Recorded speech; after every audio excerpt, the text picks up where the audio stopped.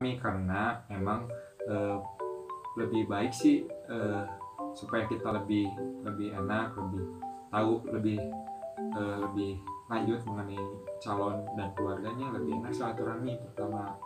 Karena kan waktu itu saya nggak tahu Neng tinggal di mana dan hal yang lainnya gimana. Nah waktu itu Nah terus tuh komunikasi kamu ke rumah aku tuh lewat grup ya kan, kita tuh ada grup. ya, Nah, jadi ada grup. takutnya kalian ngiranya itu ke rumahnya di mana, itu lewat grup. Jadi kita nanya di grup cek jam berapa. Nah setelah itu kan ayah dari Neng itu memberi satu pertanyaan yang menurut aku tuh itu pertanyaan pamungkas. Apa? Yang waktu itu tuh, kalau kamu emang serius, lebih enaknya bawa keluarga kamu. Nah kan di situ kita bisa ngobrol lebih lanjut, baiknya lamaran atau gimana. Nah pas itu kepikir gimana pas itu, dan waktu itu tuh setelah pulang dari situ tuh mengabari ke orang tua Neng tuh secepatnya dikabari kalau misalnya orang tua siap ke rumah. Nah pas waktu itu sempet agak los panjang ya, nggak ada 3 bulan, hampir 3 bulan. Dari yang Nazor itu nggak ada kabar. Ada sih kabar, cuman pertemuan pertama dari yang pertemuan pertama tuh nggak ada kabar lagi. Pas waktu itu alasan aku tuh kenapa ini kan sempat diskusi sama kalau pas waktu itu aku tuh lagi menyelesaikan penelitianku, skripsi. Terus yang kedua tuh menyelesaikan kerja ininya apa namanya sebenarnya, kontrak kerja kan selama 2 bulan. Plong aja gitu, nggak ada beban lagi, nggak ada hal yang harus banyak dipikirkan. Nah pas waktu itu sempet tanyainnya si ayah terus tuh, ayah aku kata, itu gimana tuh calonnya, jadi nggak mau kesini tuh kapan, kok nggak ada kabar gitu kan. Waktu itu sempat disampaikan gini, mohon maaf gitu. Alhamdulillah dari Neng dan keluarga menerima dengan alasan itu. Dan waktu itu sebelum pertemuan keluarga ada satu pertemuan lagi nih. Itu karena biar nggak terlalu kosong, biar nggak terlalu kosong dari nunggu yang pertemuan itu, ya udah kataku datang aja deh sama perantara dulu sebelum keluarga datang. Karena fungsinya selain menjawab hal-hal yang kejomplangan tanggal itu jauh gitu kan, supaya memperjelas apa aja sih kan persiapan mengarah ke lamaran, terus ke tahap selanjutnya gimana. Karena kita tuh beda suku, jadi pasti ada beda kebiasaan dan ada istiadat. Pas waktu itu tuh soalnya kan pas waktu mau proses lamaran tuh lagi pandemiknya lagi benar-benar naiknya ya, banyak yang ini. Efisiensi waktu pengennya tuh keluarga tuh sekali berangkat biar beres, nggak sampai 2 kali, 3 kali. Sekali ketemu langsung tentuin tanggal lah. Pas waktu itu karena supaya masih ada keraguan, takutnya ada kebiasaan yang berbeda. Dan waktu itu pertemuan kedua mempertanyakan hal yang itu. Pas waktu itu perantara, karena kan kata ayah kamu biar lebih enak harus ada perantara yang Iwan ya. Perantara alhamdulillah bisa ikut hadir gitu. Pas waktu itu kan ada beberapa pertanyaan, dan yang membuat saya pertanyaan yang membuat saya harus tanyakan itu mengenai tahap selanjutnya dan baiknya gimana untuk melangsungkan ke tahap selanjutnya.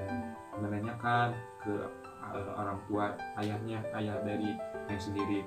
Dan alhamdulillah waktu itu memberi ada beberapa syarat, karena kan kita beda suku dan ini, terus kebiasaannya beda. Pas waktu itu ayah kamu tuh memberi beberapa syarat kalau misalnya ini. Nah dari situ kan saya tuh tidak pusing lagi gitu, jadi lebih bimbang lagi. Udah ada poin yang harus didiskusikan keluarga sebelum lanjut ke sana. Ini kan aku sukunya Medan. Nah kalau di Medan itu kebiasaannya biasanya ayahnya yang minta uang ininya ya, uang seserahannya. Ada syaratnya, jadi di nominalnya tuh dijelaskan mau berapanya. Kalau di Medan tuh begitu. Kan sedangkan mungkin kalau di Sunda kadang tidak terlalu jelas mengenai misalnya tuh biaya perserahan atau dan lain-lain. Terima jadi aja gitu kalau di Sunda makan gitu. Dan alhamdulillah waktu itu tuh saya udah dapat ini, udah poin-poin yang harus disisihkan, dan setelah itu diobrolkan, alhamdulillah syaratnya bisa dipenuhi, baru pelaksanaan itu ya, baru ke proses hitbah atau lamaran. Lamaran. Pelaksanaan itu tanggal 2 Desember, 2 Desember. Hari Rabu ya. Terus waktu itu biasa seperti silaturahmi biasa, cuman lebih ditekankan maksud dan tujuannya.